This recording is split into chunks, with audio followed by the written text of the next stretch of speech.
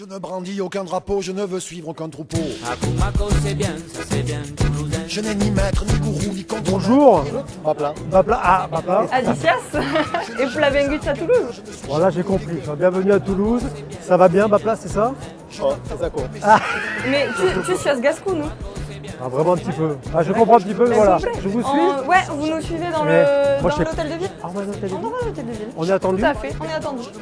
On est attendu par la salle des illustres. Ah, ouh. On est attendu par le patrimoine. Ah, bon, ben ça va alors. Ce soir, je ne m'en prends jamais qu'à moi. À Bamako, c'est bien, ça c'est bien, toulousain. Je ne crains pas les puissants, je me sens pas impuissant. À Bamako, c'est bien, ça c'est bien, toulousain. Je me la joue pas sudiste, je me la joue pas artiste. À Bamako, c'est bien, ça c'est bien, toulousain. J'aime pas l'impolitesse, j'ai pas peur de la vieillesse. À Bamako, c'est bien, ça c'est bien, toulousain. J'ai pas besoin de m'engager, j'ai jamais été dégagé. À Bamako, c'est bien, ça c'est bien, toulousain. Je ne suis jamais entré là.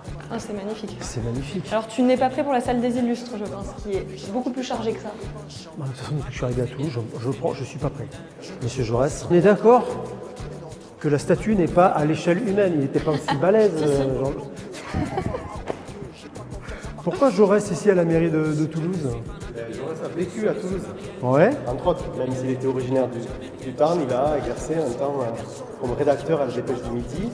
Et ça a été un personnage important ici à Toulouse. Il a écrit aussi des choses très importantes par rapport à l'enseignement de la langue occitane. Donc, quoi, ça pouvait être vu comme une clé pour aller vers les autres langues latines.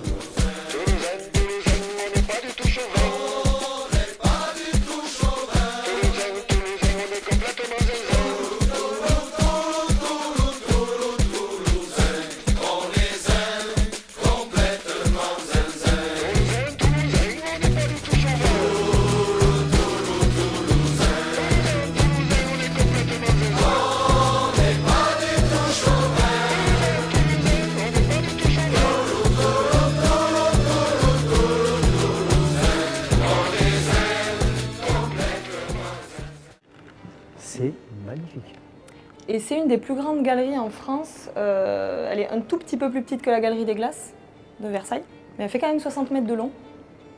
Pourquoi cette salle Parce que d'illustres, c'est une très belle salle déjà. Déjà, de base, ouais. Et parce qu'aussi, c'est une salle dans laquelle il y a trois grandes thématiques au niveau de la peinture, dont certaines sont en lien avec l'occitan. Ouais. Ce qui va nous amener à vous parler de l'histoire de la langue occitane. On va redire un petit peu vos rôles, vous, ici Ouais. à Toulouse. Toi, Héloïse. Moi, je suis chargée de mission pour la culture occitane. Ça, c'est- Et donc, je travaille avec l'élu délégué à la culture occitane, Jean-Michel Latte, qui, en gros, met en place et donne les axes de développement de la culture et de la langue occitane pour Toulouse. Et donc là-dessus, on travaille sur différentes choses, la transmission, la visibilité, l'action culturelle. L'occitan dans le métro, par exemple, c'est une volonté politique de la mairie de vraiment rendre visible l'occitan au quotidien et surtout, en fait, de rendre l'occitan normal dans le présent. Ah, mais complètement. Et pas comme un patrimoine folklorisé du passé, et vraiment quelque chose qui se vit et que les gens peuvent prendre en main au quotidien. Est-ce que ce rôle existe, par exemple, aussi en Bretagne, au Pays Basque, en Corse? Oui, ça existe. Après, c'est T'entends plus le rare temps. pour des municipalités. Ouais. Généralement, en tout cas, je sais que pour l'Occitan, c'est principalement des départements ou des régions qui ont des chargés de mission qui s'en occupent. D'accord. Et jusqu'ici, Toulouse était la seule ville. Ça permet C'est vraiment génial. d'impulser des vraies politiques Ouais. culturelles et linguistiques, d'essayer d'ouvrir des écoles bilingues au niveau de la ville de Toulouse, de soutenir l'ouverture de calendrettes aussi, d'écoles immersives. C'est une politique qui perdure depuis plusieurs années. Alors ça ou qui a- fait vraiment, je pense que mon poste existe depuis plus d'une dizaine d'années. D'accord. Donc ça s'est maintenu malgré les changements politiques aussi. Ouais, hein. oh, super. Donc c'est vraiment quelque chose auquel les gens et les maires de Toulouse de manière générale sont assez c'est génial. attachés. Ouais. Bon, super. C'est ça, là, on est au-delà du parti Oui, politique, c'est voilà, ça. donc c'est vraiment Mm. une histoire là, de culture locale, quoi. Complètement. Pascal, qui es-tu? Moi, je suis musicien, chanteur, compositeur. Et à Toulouse, je pilote le département des musiques traditionnelles au conservatoire. C'est un département où on accueille des étudiants en musique occitane et aussi en musique arabo-andalouse. Et on donne des masterclass aussi beaucoup sur les musiques méditerranéennes et surtout ibériques.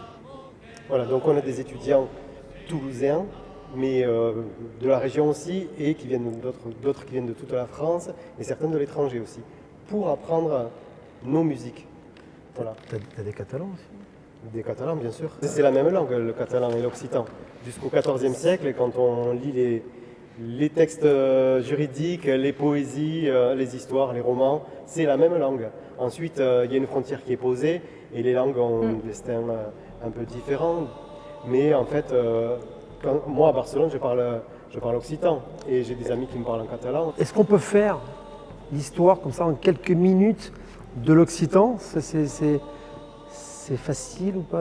Non, c'est impossible. C'est impossible, d'accord. On va pas le faire, mais on peut dire 2-3 trucs. Bien sûr, ouais. En fait, l'occitan, c'est une langue qui vient du latin, comme d'autres langues de cet espace ouest méditerranéen. Et voilà qui a un destin particulier jusqu'à la fin de la croisade dite des Albigeois, Ouais. qui est plus que des Albigeois, qui est aussi un tas d'endroits d'Occitanie. Et cette langue a ensuite subi forcément le pouvoir du français, ça c'est Ouais. évident, mais elle se maintient à travers les différents parlers, surnommés patois jusqu'à aujourd'hui, parfois, mais qui sont de véritables dialectes de cette langue à la fois une et plurielle. D'accord, finalement. ouais. Et donc aujourd'hui, il y a tout un renouveau, tout un tas de gens qui veulent aussi valoriser cette langue et cette culture, mais de façon ouverte, pas de façon fermée. C'est intéressant qu'ils disent ça, ouais, parce que c'est vrai que. Est-ce qu'à un moment, il y a eu une période de l'histoire où on disait il ne faut plus parler occitan, ou on disait stop, allez, comme parfois enfin, dans chaque région, hein, comme le breton ou quoi, où on dit non, maintenant on arrête ou pas, ouais. Oui, c'est ce qui fait justement que l'occitan et la plupart des langues régionales françaises se sont perdues. C'est cette rupture de transmission qui s'est faite dans la génération à peu près de nos grands-parents, arrière-grands-parents. Et oui, ouais. Moi, j'ai appris très tard, par exemple, que mon grand-père parlait occitan. Mais c'est en le réapprenant ensuite que j'ai pu me rendre compte qu'il se remettait à me dire quelques phrases, etc.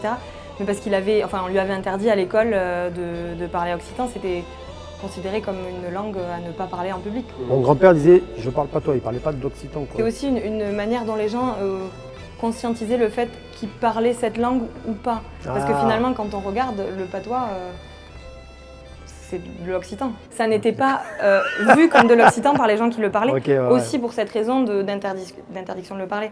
En le renvoyant à quelque chose de rural et de pas intéressant pour la nouvelle civilisation, ça faisait aussi que les gens arrêtaient de le parler pour essayer de mieux rentrer dans la société. On devrait passer par forcément l'apprentissage du français, mais au détriment de l'occitan, Voilà.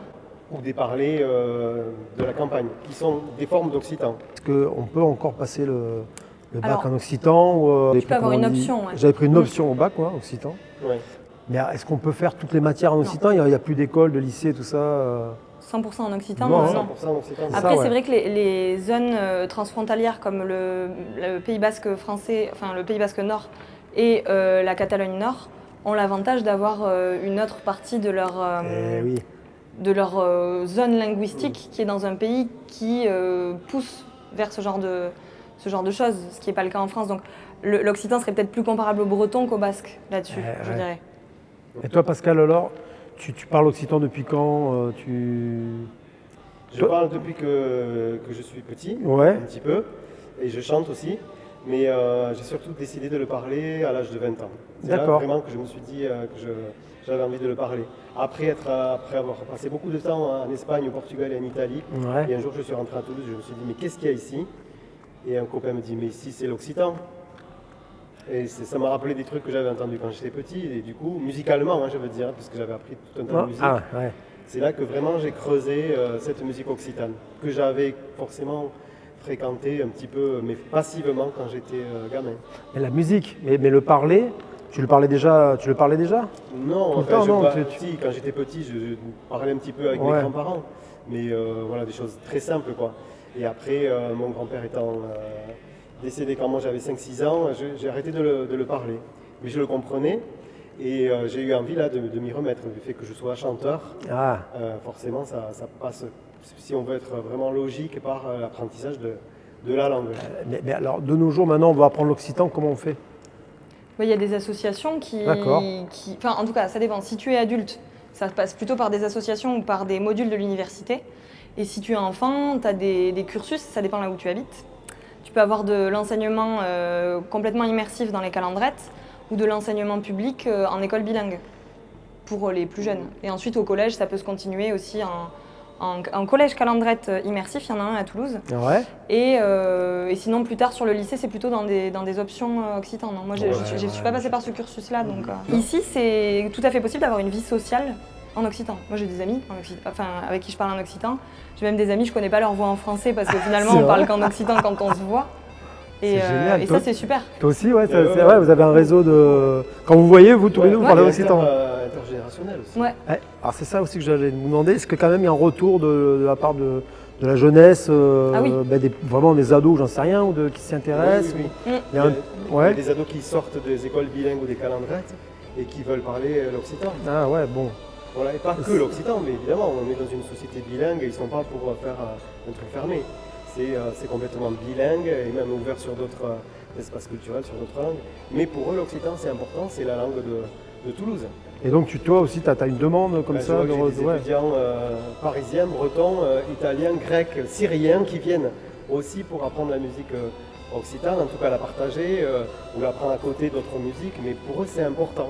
Par exemple l'an dernier j'avais une étudiante syrienne, réfugiée, et je lui apprenais les polyphonies occitanes.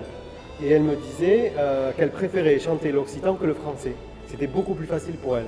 Qu'il y avait quelque chose d'immédiat qui lui plaisait de suite dans les sonorités. Et c'est vrai que ça sonnait bien déjà. La musique occitane, depuis le Moyen-Âge, elle est connue à l'étranger. Des fois, elle est moins connue en Occitanie qu'à l'étranger. Les troubadours et les troubadours du Moyen-Âge chantaient jusqu'au Proche-Orient, la moitié de l'Europe, jusqu'en Angleterre. Ah ouais. Voilà. Et ça, c'est attesté, je me l'invente pas, tu vois. Et donc, encore.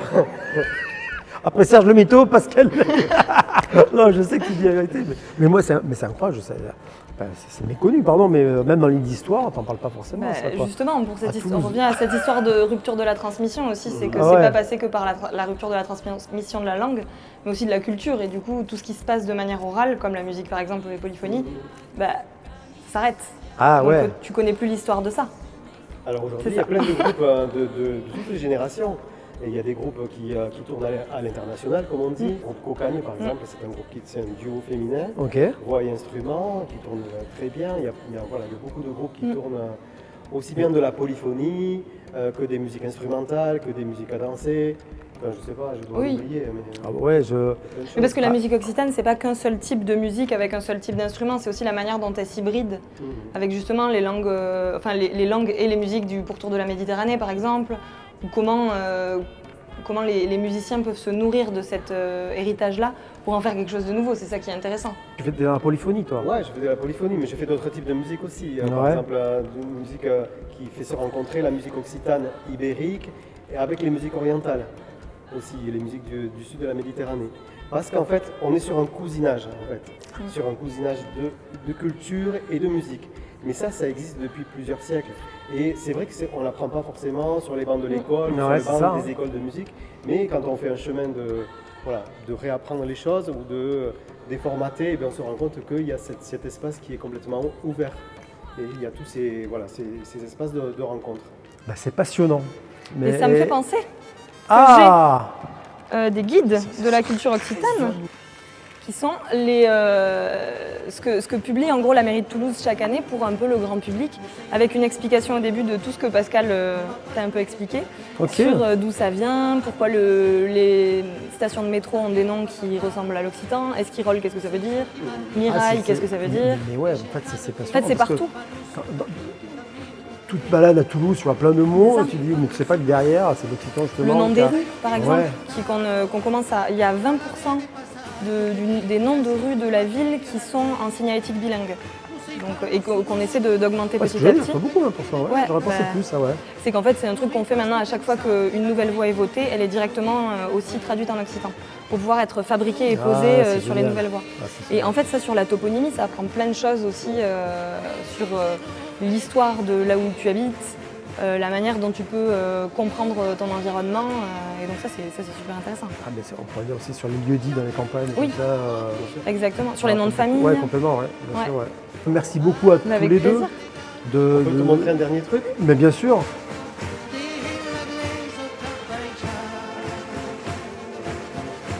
C'est au moment de la croisade dite contre les Albigeois. Les Albigeois, d'accord. Et donc on voit une machine de guerre Et la légende rapporte que cette machine, elle est manipulée par des femmes. Et de cette machine de guerre, ce pierrier, donc va être lancée une pierre qui va arriver sur le chef désigné de l'armée des croisés, qui était Simon de Montfort. Et donc à ce moment-là, le chef de la croisade se prend la pierre en pleine poire, comme on dirait. Et donc, c'est marqué Montfort est mort, vivo Toulouse. Ah, Toulouse va pouvoir rester. Voilà, Montfort entière. est mort, Simon est mort et vive Toulouse, quoi. Voilà, c'est ça. Ouais. Ok.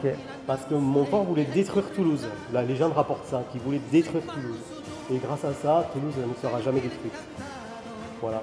Merci encore à vous deux. Et il y a toujours une question moi, qui revient. Quelle est votre définition du terroir? Le terroir, je vois ça, je dirais un peu comme un terreau duquel on peut partir, pas forcément géographiquement, mais pour pouvoir faire pousser des choses qui nous amènent aussi vers l'extérieur, quoi. Et pas je vois pas le terroir comme quelque chose de fermé, mais plutôt comme quelque chose qui permet de grandir, quoi.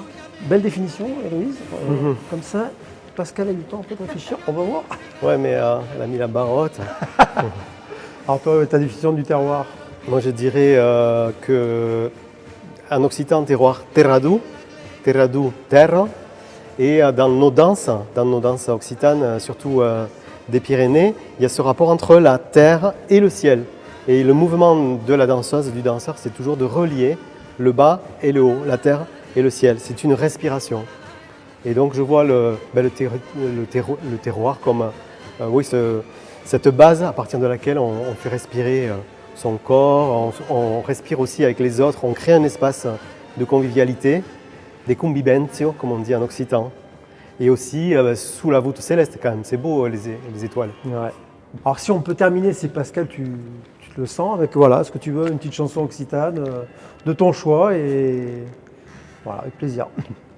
Bella lunten guaineso, qui non sia e cansus, que ya de gran tristeso, e grans desolacius, et printen que horlegre, io non pusem puxa, malgré ma gran tristesso, io tornerei cantar.